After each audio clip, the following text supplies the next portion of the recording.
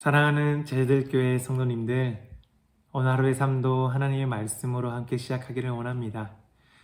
오늘 본문 말씀은 누가복음 22장 1절에서 13절 말씀입니다. 우리는 지난 시간 누가복음 21장을 통해 종말의 때를 기다리는 우리의 모습이 어떠해야 하는지 살펴보았습니다.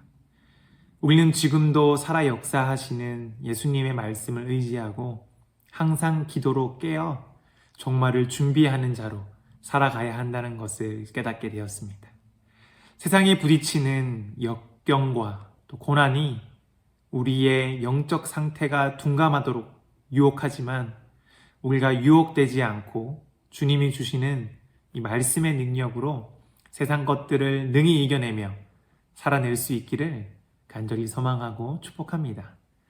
오늘부터 시작되는 누가복음 이 22장의 말씀은 예수님이 제자들과 함께 유월절에 가지시는 이 마지막 만찬에 대한 이야기가 기록되어 있습니다. 오늘 본문 말씀은 유월절 만찬을 준비하는 내용이 기록되어 있습니다. 하지만 이 내용을 살펴보면 이 내용에 앞서 1절에서 6절까지는 예수님의 제자된 유다에 대한 안타까운 내용이 먼저 기록되어 있음을 알 수 있습니다.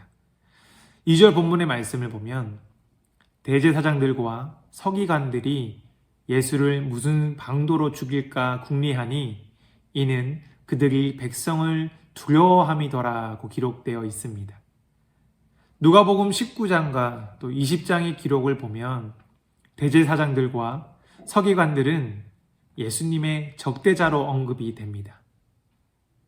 그들은 예루살렘 당국자들로 예수를 영접하고 따르는 이 백성들 때문에 예수를 적대시하고 있었습니다.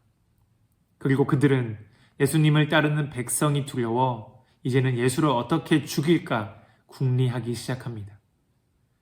이어지는 3절에서 5절까지 말씀을 보면 열둘 중에 하나인 가롯인이라 부르는 유다에게 사탄이 들어가니 이에 유다가 대제사장들과 성정 경비대장들에게 가서 예수를 넘겨줄 방도를 의논하매 그들이 기뻐하여 돈을 주기로 언약하는지라고 기록되어 있습니다. 유다는 누구입니까? 예수님의 12제자 중에 한 사람입니다. 예수님을 가장 가까이서 따르며 예수님과 함께 먹고 마시며 말씀의 가르침과 또 예수님의 이적을 경험한 사람 중에 한 사람이었습니다. 하지만 그는 지금 예수의 적대자의 편에 서서 예수를 넘겨줄 방도를 함께 의논합니다. 그리고 그들과 기뻐하여 예수를 넘겨주면 돈을 받기로 언약을 맺습니다. 예수님과 함께 동행하며 가장 가까이서 예수님을 지켜봤던 제자가 어떻게 이런 계획에 동참할 수 있을까? 유다의 모습이 상당히 괘씸해 보입니다. 그가 예수님의 마음을 잃어버리고 적대자의 편에 선 이유가 무엇인지 저자 누가는 분명히 이야기합니다.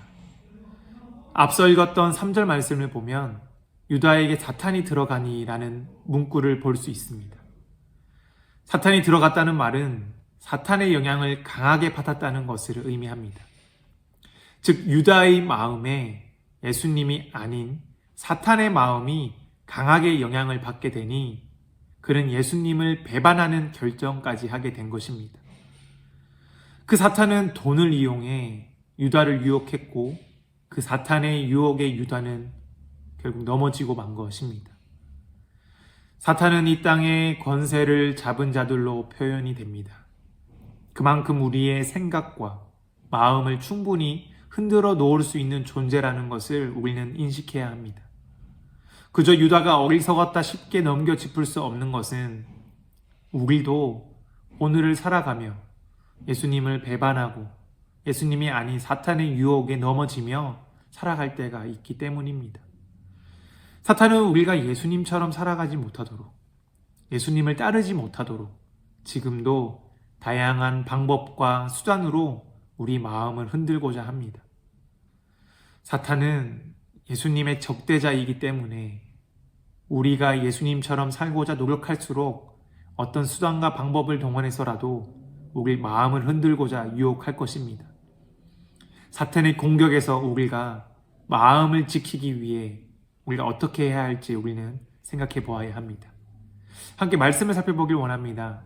빌립보서 4장 6절에서 7절 말씀을 보면 사도 바울은 아무것도 염려하지 말고 다만 모든 일에 기도와 간구로 너희 구할 것을 감사함으로 하나님께 아뢰라. 그리하면 모든 지각에 뛰어난 하나님의 평강이 그리스도 예수 안에서 너희 마음과 생각을 지키시리라고 말하고 있습니다. 바울은 모든 것을 하나님께 아뢰며 나아가라고 권면합니다. 우리가 가지고 있는 모든 생각과 마음을 하나님께 아뢰며 나아가면 모든 지각에 뛰어나신 하나님의 평강이 예수 그리스도 안에서 우리의 마음과 생각을 지켜줄 것이라 강조합니다. 저는 저와 성도님 모두가 우리의 모든 것을 세상이 아니라 하나님께 아뢰며 나아갈 수 있기를 소망합니다.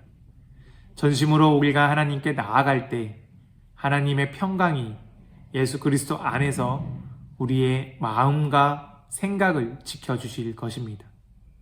저와 성도님의 삶 속에 오직 예수 그리스도의 마음과 생각으로 가득하실 수 있길, 성령 충만한 삶을 사실 수 있기를 간절히 소망하고 축복합니다. 이어지는 7절부터 13절의 말씀은 예수님이 제자 베드로와 요한을 보내셔서 유월절 만찬을 준비하도록 하십니다. 내용을 보면 예수님의 예언자적 모습을 우리는 발견할 수 있습니다. 예수님은 베드로와 요한을 향해 10절에서 12절까지 말씀에 너희가 성내로 들어가면 물 한 동이를 가지고 가는 사람을 만나리니 그가 들어가는 집으로 따라 들어가서 그 집 주인에게 이르되 선생님이 내게 하는 말씀이 내가 내 제자들과 함께 유월절을 먹을 객실이 어디 있느냐 하시더라 하라. 그리하면 그가 자리를 마련한 큰 다락방을 보이리니 거기서 준비하라 하시니 라고 말씀하십니다. 예수님은 예정된 장소에서 예정된 사람이 준비되어 있음을 미리 아시고 제자 베드로와 요한을 보내십니다. 누가는 이 내용을 통해 예수님의 신적 권능을 두드러지게 보여주며 예수님이 어떤 분이신지 보여줍니다. 앞으로 일어날 일들, 모든 것을 아시는 예수님이 제자 유다가 자신을 돈 몇 푼에 파실 거라는 것을 모르고 계셨을까요? 누가는 유월절 만찬을 준비하며 보이신 예수님의 신적 모습 앞에 예수를 팔고자 하는 유다의 모습을 비춰준 것은 바로 예수님이 그 모든 것을 아시면서도 예수님은 하나님의 뜻을 따라 십자가의 길로 가는 그 걸음을 시작하신다는 것을 더 두드러지게 보여주기 위해서입니다. 그래서 우리에게 예수님의 마지막 이 만찬의 이야기는 너무나 깊은 의미를 가지고 있습니다. 이 깊은 의미에 대해서는 우리가 내일 본문을 살펴보며 함께 은혜를 나누기를 원합니다. 이어지는 13절의 말씀을 보면 베드로와 요한은 예수님이 하신 말씀대로 그 집 주인을 만나 유월절을 준비했다라고 기록되어 있습니다. 유다와 달리 베드로와 요한은 예수님의 말씀을 따라 순종한 모습을 보여줍니다. 오늘 본문만 놓고 보면 예수님의 같은 제자이지만 너무나 상반된 모습을 보게 됩니다. 한 제자는 예수님을 팔고자 계획하는 모습이지만 다른 제자는 어찌 보면 얼토당토 않는 예수님의 그 예견된 말에 아무런 토도 달지 않고 말씀대로 순종한 모습을 보기 때문입니다. 나의 모습은 어느 쪽에 더 가까운지, 어느 쪽을 향해 걸어가고 있는지 한번 생각해 보게 됩니다. 예수님을 따르는 제자로 살아가고자 말은 하고 있지만 내 안에 유다와 같은 마음은 없었는지, 또한 베드로와 요한처럼 예수님의 말에 순종하지 못하고 날마다 의심만 하며 살아가고 있지는 않은지 솔직한 마음을 들여다보게 됩니다. 저는 저와 성도님 모두가 오직 예수님의 말씀에 순종하며 날마다 살아가실 수 있기를 간절히 소망하고 축복합니다. 그리하여 어떠한 사탄의 유혹에서도 넘어지지 않고 날마다 성령 충만한 삶을 살아내시며 하나님이 부어주시는 풍성하신 은혜를 누리며 사실 수 있기를 축복합니다.